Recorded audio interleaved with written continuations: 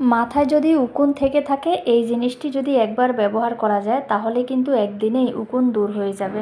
আর যদি উকুন নাও থেকে থাকে তাহলেও এটি মাসে একবারও যদি ব্যবহার করা যায় তাহলে কিন্তু মাথার মধ্যে কোনোদিন উকুন হবে না, আর হলেও কিন্তু ওটা চলে যাবে। এই বৃষ্টির দিনে অনেকে অনিচ্ছাকৃতভাবেও কিন্তু ভিজে চুল বেঁধে রাখতে হয়, তো তার ফলেও কিন্তু এই সময়ে উকুন হওয়ার সম্ভাবনা অনেক থেকে থাকে।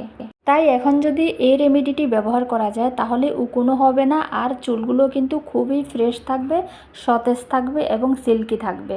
চলো এটি কিভাবে বানাবে সেটা দেখিয়ে দিচ্ছি। এখানে আমি মেহেন্দি পাতা নিয়ে নিলাম। মেহেন্দি পাতাটা কিন্তু অপশনাল, আমি অনেক সময় হেয়ার প্যাকের মধ্যে মেহেন্দি পাতা দিই, এই জন্য আজকেও নিয়ে নিলাম।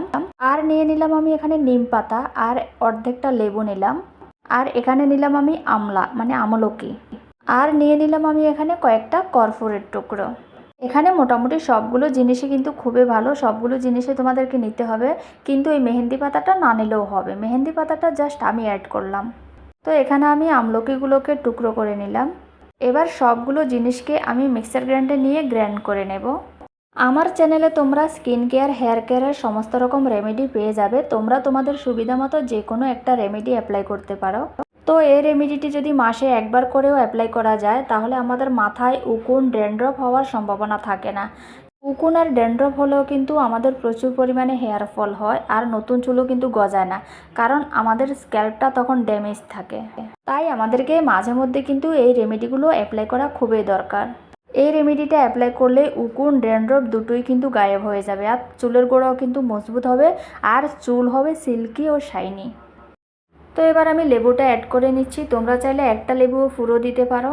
আর হ্যাঁ, আমি সাবধান করে দিচ্ছি, এই রেমেডিটা যখন তোমরা অ্যাপ্লাই করবে চুলের মধ্যে তখন মিনিমাম কিন্তু 20 মিনিট তোমাদেরকে রাখতে হবে। তো 20 মিনিট পরে যখন তোমরা হেয়ার ওয়াশ করতে যাবে তখন কিন্তু হেয়ারকে মানে স্ক্যাল্পকে কিন্তু একদম বেশি করে রগড়াবে না তোমরা, একদম হালকা করে ম্যাসাজ করে কিন্তু হেয়ারটা ওয়াশ করতে হবে।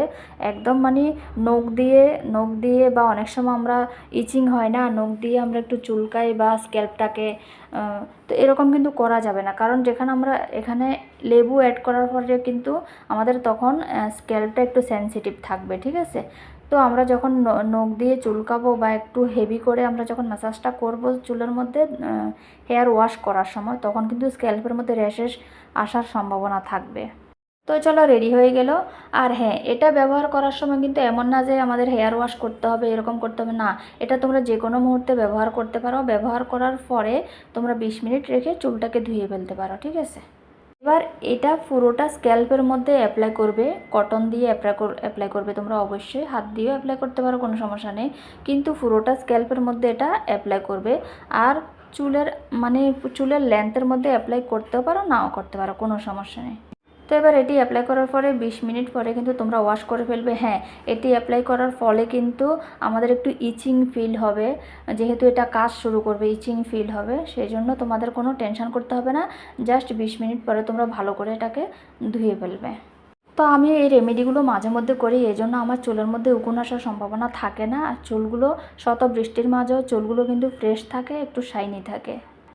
তো গাইজ, ভিডিওটা কেমন লাগলো অবশ্যই কমেন্ট করে জানাবে। আর হ্যাঁ, চ্যানেলে নতুন হয়ে থাকলে অবশ্যই সাবস্ক্রাইব করে দিয়ে আমার ছোট্ট ফ্যামিলির সদস্য হয়ে যাবে।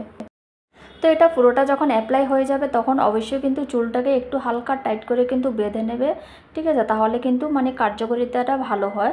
তো দেখা হবে আবার পরের কোনো ভিডিও নিয়ে, পরের কোনো রেমেডি নিয়ে। ততক্ষণ সবাই ভালো থাকবে, সুস্থ থাকবে, টাটা।